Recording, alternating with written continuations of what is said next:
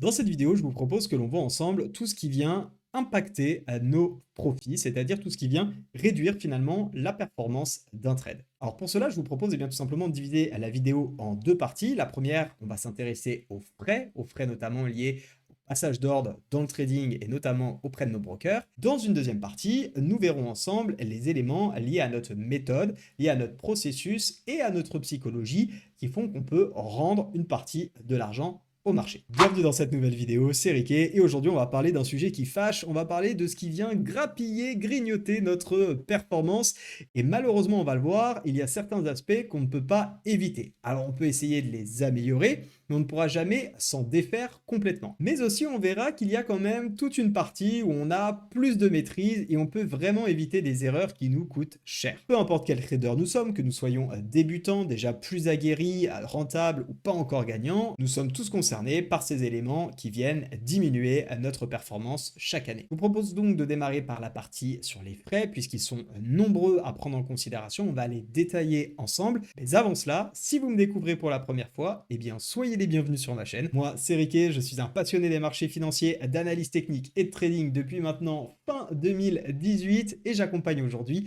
les traders particuliers à également atteindre les objectifs qui se sont fixés au travers de mes coachings et de mes formations. Maintenant que les présentations sont faites, je vous propose que l'on parle des frais et il en existe de plusieurs types. On va parler notamment de commissions, on va parler de slippage, on va parler également d'overnight, d'overweek.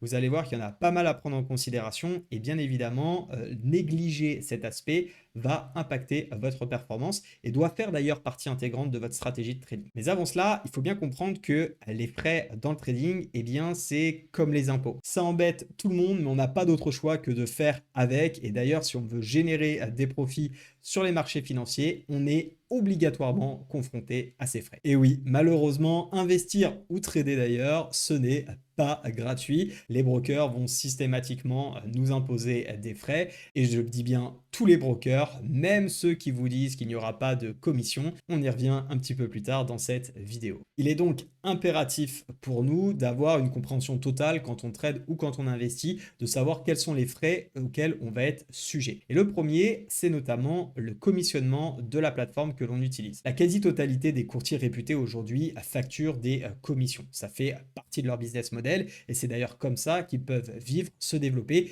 et surtout nous proposer l'accès au marché financier. Il est donc absolument normal en réalité de payer ce type de frais. En revanche, attention à la quantité que l'on va en payer parce que certains brokers n'hésitent pas à avoir un marketing très agressif, notamment auprès des débutants, avec plein de belles promesses, mais facturent très cher leur commission. Et forcément, eh bien, la commission a un impact direct, tu l'as compris, sur ta performance. Imaginons que tu achètes une action qui fasse une performance de 10%, tu décides de la revendre et que tu as 2% de frais, eh bien en réalité, tu n'as tout simplement profité que de 8%. Et ça marche également malheureusement à la perte, puisque si tu as une action qui descend de 10%, eh bien finalement, tu rajouteras 2% de perte et ça fait énormément, ça fait non plus 10%, mais bien 12% dans la totalité. Donc tu comprends bien que c'est important de ne pas avoir trop de frais. Maintenant, attention sur ce point car certains brokers, notamment en Forex, vont te dire qu'il n'y a absolument pas de commission chez eux. Alors même si ça peut être vrai dans un certain point de vue, en réalité, il faut bien comprendre que ces brokers sont ni plus ni moins que des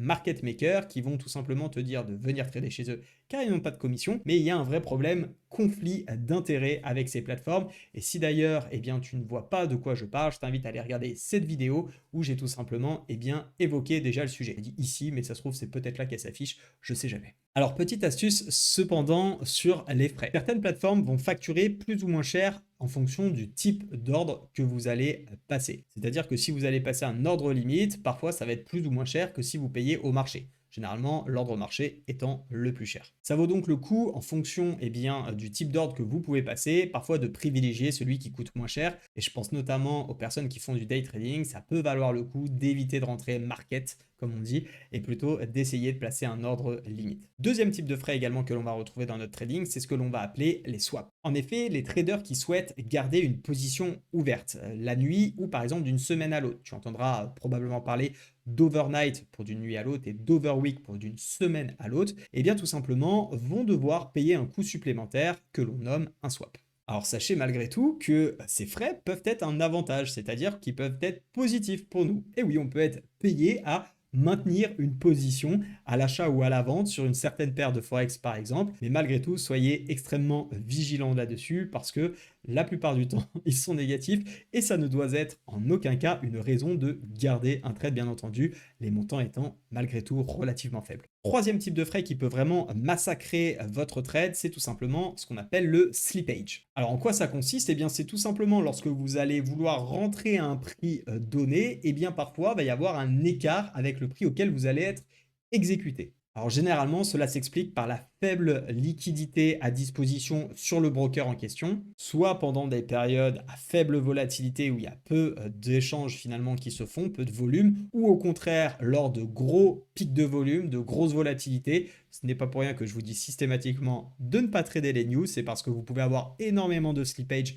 à ce moment-là, ou lorsque vous décidez vraiment de trader presque en dehors des marchés, et là vraiment c'est quelque chose que je ne vous conseille pas, c'est la base du trading, hein. Quand on fait notamment du day et du swing trading, en tout cas du petit swing, on essaye de trader des actifs lorsque les marchés correspondants sont ouverts. Voici donc les trois principaux frais auxquels nous sommes contraints lorsque l'on trade, notamment en forex, mais c'est également vrai sur d'autres actifs comme les crypto-monnaies ou encore les indices, et bien évidemment sur certains brokers CFD où ils vont vous proposer du trading sur action. Alors, comment pallier à cela? Eh bien, tout simplement, on ne va, comme on l'a dit, pas pouvoir totalement les éviter. Donc de ça, on ne va pas pouvoir totalement s'en défaire. Pour autant, il est important de choisir les bons brokers. Et c'est pourquoi tu vas retrouver en description de cette vidéo le lien vers une formation qui donne plus de 2 heures de contenu que j'ai créé, qui t'est totalement offerte et dans laquelle eh bien, je te partage notamment les brokers que je te recommande pour bien démarrer en trading et t'assurer eh bien, d'avoir des frais qui sont pas trop élevés. Pour ma part, c'est des plateformes que j'ai utilisées ou que j'utilise encore. C'est celles qui offrent les meilleures politiques tarifaires. Bien évidemment, je ne prends pas que cela en compte quand je choisis eh bien, un broker. D'ailleurs, je te partage les différents critères dans cette vidéo que je retiens pour sélectionner mon critère.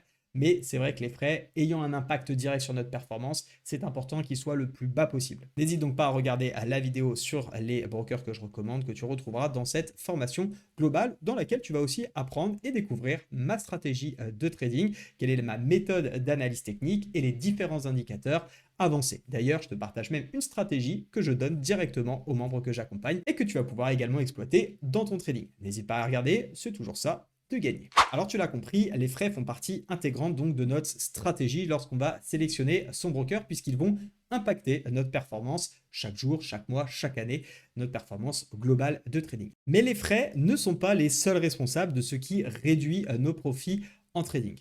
Il y a un autre élément, une autre personne qui vient énormément jouer là-dessus. Et cette personne, eh bien, c'est toi. Et oui, chaque trader contribue à sa performance, mais aussi à rendre malheureusement parfois des profits un peu bêtes au marché. Alors ça peut être lié sur des sujets techniques, liés à la méthode, au processus d'analyse technique et de prise de décision, mais cela peut être aussi lié à la psychologie. Je vous propose donc de voir ensemble les différents points qu'il faut absolument surveiller et travailler pour éviter eh bien, de rendre une partie du bon travail effectué au marché de manière un petit peu bête, il faut l'admettre. Alors, le premier élément que j'ai observé, notamment auprès des traders que j'accompagne, eh bien, c'est de sortir du process, sortir de la méthode, ne plus être dans le processus que l'on a l'habitude d'appliquer, hein, ce processus où vous avez plusieurs étapes qui vous amènent à prendre une décision, et finalement, vous passez de l'étape 0 à l'étape 4 en revenant peut-être sur l'étape 2. Bref, vous ne respectez plus rien du tout, et donc forcément, la prise de décision est beaucoup moins pertinente, et généralement, le résultat s'ensuit. Mais ce n'est pas le seul aspect. Il y a également l'aspect d'avoir découvert une nouvelle stratégie que l'on n'a pas backtesté. Ça arrive très souvent, notamment quand on débute.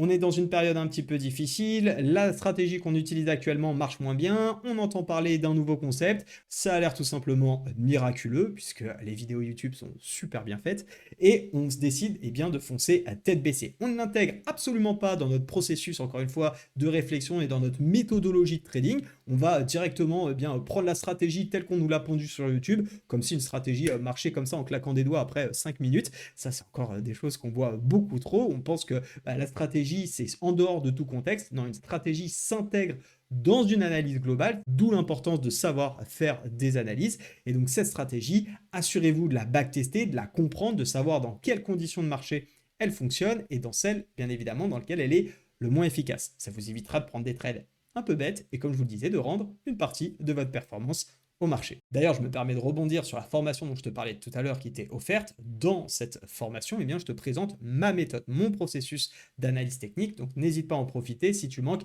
un petit peu de structuration dans ton processus. C'est des choses qui arrivent quand on débute et quand on a des difficultés sur le marché. Donc, je te présente les différentes étapes à créer que tu peux toi-même appliquer. Alors si parfois on arrive malgré tout à rester dans notre plan, dans notre méthode, il arrive que parfois ça soit la tête qui nous joue à défaut, avec notamment les aspects psychologie. Et là on peut faire face à une multitude d'erreurs et tu vas voir, je suis sûr que tu en as commis au moins une d'entre elles, voire toutes. Bon, moi je les ai faites plusieurs fois et il n'y a pas de honte à ça.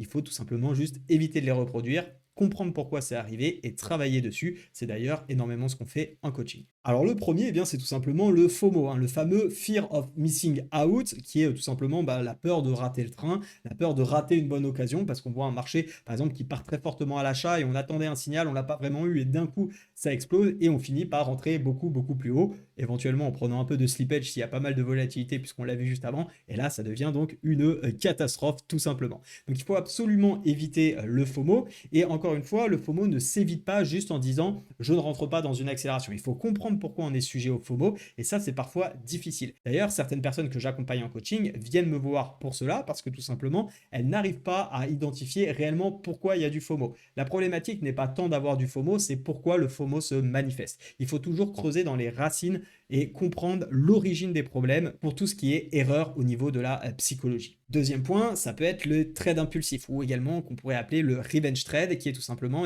le fait de j'ai perdu un trade ou j'ai raté une opportunité et je veux me venger finalement de cette erreur que j'ai commise ou de cette perte que j'ai encaissée et on court finalement non plus après un setup, une configuration propre à notre méthode, mais on court par rapport au résultat. Et il n'y a rien de pire que de prendre une décision par rapport au résultat puisque le marché n'en a strictement rien à faire d'où tu en es, si tu es gagnant ou perdant. Le marché il évolue, c'est une masse de personnes énorme qui s'échangent les différents actifs et donc que toi tu sois en positif ou en négatif, le marché ne va pas t'offrir du mérite. Il n'y a aucun mérite sur les marchés. Si tu penses qu'on a un mérite à trader, tu te mets le doigt dans l'œil, oublie la notion de mérite, sache qu'on trade uniquement parce qu'on a des configurations techniques conformes à nos plans qui nous permettent d'avoir des probabilités de réussite. Donc ne cours jamais après une perte qui est encaissée, la perte est derrière toi, tu repars à zéro à ce moment-là. Autre aspect psychologique qui joue aussi, c'est la distraction. C'est finalement ne pas vraiment être focalisé pleinement dans son trading. Beaucoup de personnes tradent encore avec les enfants qui leur courent dans les pattes, madame qui nous demande d'aller ranger l'appartement ou la maison. On connaît tous ces problématiques et finalement on n'est pas forcément focalisé pleinement sur notre trading. Et ça c'est une erreur énorme parce que forcément, soit ça va nous faire des erreurs d'attention, soit ça va nous faire du FOMO ou du revenge trade parce que justement on a manqué l'opportunité car on n'était pas là au bon moment alors que ça faisait peut-être une heure et demie qu'on était assis sur notre chaise. Donc attention à bien être concentré, on coupe les réseaux, on coupe le téléphone portable. Si on fait du trading, on fait du trading, on ne fait pas autre chose. Autre aspect psychologique et qu'on ne peut pas passer outre, c'est bien évidemment l'overtrading, c'est le fait de vouloir toujours faire plus. Alors ça peut être toujours faire plus parce qu'on est sur une bonne dynamique et aller chercher toujours plus de performance, mais attention, soyez sûr que vous êtes toujours dans votre process, que vous êtes toujours dans votre méthode. L'overtrading, très souvent, on est en dehors de notre processus d'analyse technique et de prise de décision et on finit par finalement passer trop d'ordres, ce qui est vraiment une problématique et on va rendre des gains au marché et c'est également en complément finalement de ce qu'on a vu avec le revenge trade, enchaîner à plein de petits trades perdants parce qu'on veut récupérer et généralement ça finit très très mal, on met un levier max où on passe de 2% de perte à 10% de perte sur le capital et paf on perd encore et c'est de pire en pire et on finit par tout perdre. Dernier élément également que j'ai noté, ça serait tout simplement d'avoir des RR qui sont trop élevés. En effet, un RR très élevé veut aussi dire qu'on va prendre beaucoup de trades perdants. Et mentalement, ça peut faire mal de voir 5, 10, 15 trades dans le rouge et c'est tout à fait normal et compréhensible.